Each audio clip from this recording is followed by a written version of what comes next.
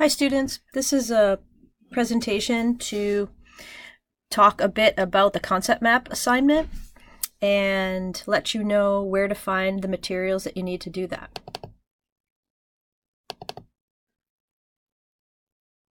Okay, so in Learning Bundle 1, you can see there's the concept map assignment, and it tells you to click on this link, look down the right-hand side for free apps and software to create your concept map. You are to use the map to explain functionalist, conflict, and critical theories. Ignore the others in the chapter. Focus on capturing your key ideas using arrows and fair use images, like those that don't break copyright laws. If you want to use an image, make sure it's free use. Then write a paragraph explaining your concept map and how it captures your understanding of these theories. Must be in your own words, no quotes or paraphrases, and I'd actually prefer if there were maybe more pictures than words themselves. Okay, so if we actually look in Learning Bundle 1 and in Theories Activity and Assignment, the concept map assignment. So I asked you to scroll down the right side and you can find these online tools for creating a concept map. I don't want you to pay for any software to do this with. It should be free, all right? There's so many free ways to do this, even on your phone if you want to, that I don't want you to pay for anything. I'm going to give you an example. I've used Lucidcharts before, Google Draw. Some people even use Microsoft Word and just put theirs together. I'm going to use something that just happens to be already installed on my Surface Pro to just demonstrate how I would start doing this assignment. So if this was what I would first start doing is I would just sketch my ideas. I know this isn't that clear. Functionalist, conflict, and critical. I would start just by sketching my own ideas and any images or ideas that come to mind about these theories. For the functionalist theory, I always think about a wheel, spokes in a wheel, working seamlessly together. Education's a spoke, sport and recreation, the government, religion, the family. Functionalist is all about the status quo. Everybody's happy, things are working seamlessly in a system sort of together.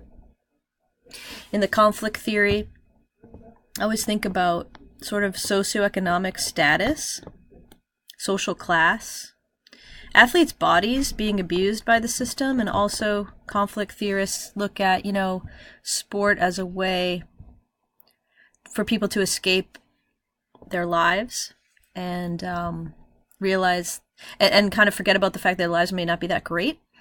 Conflict theorists would just say that sport is purely ruled, the power is the dollar and nothing else.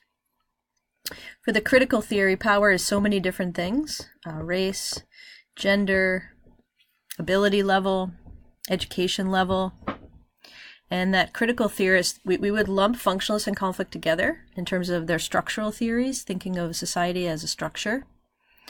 And critical theorists are more about change. Humans sort of created this mess. We can change it as well. So the way critical might play out in sport is about who gets to be the head athletic director, who gets to be the head coach, who's at the table when the big decisions sort of get made. So if I were doing this assignment, I would start there, just sort of sketching out for me how these are separate and different. And then I would try to think about a way to pull them together. One thing could be even just something like Super Bowl week, for example. That's a really bad picture of a football. I could find an image, import an image of a football in this program or elsewhere. And I could use that as a centerpiece and just think about,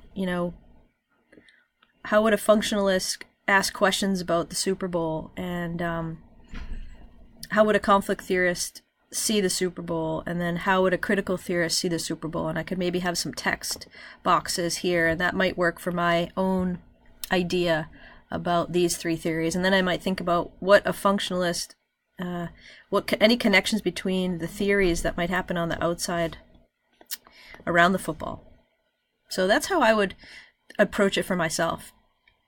It's totally up to you and your thinking. The whole idea of the concept map, you can see over here, they do talk about the idea behind it, is that this is a way, instead of just summarizing what the theories are, this requires you to make sense of it in your own brain, which results in learning, basically. You have to think it through, make sense of it yourself, put it down on paper, and I will not be grading you on the beauty of or the creativity of your map, just that it makes sense. And then your own paragraph explaining it. That is what really should cement the learning here. So any questions or problems, please come see me or send me an email, but that should give you a pretty good idea of what I'm asking for.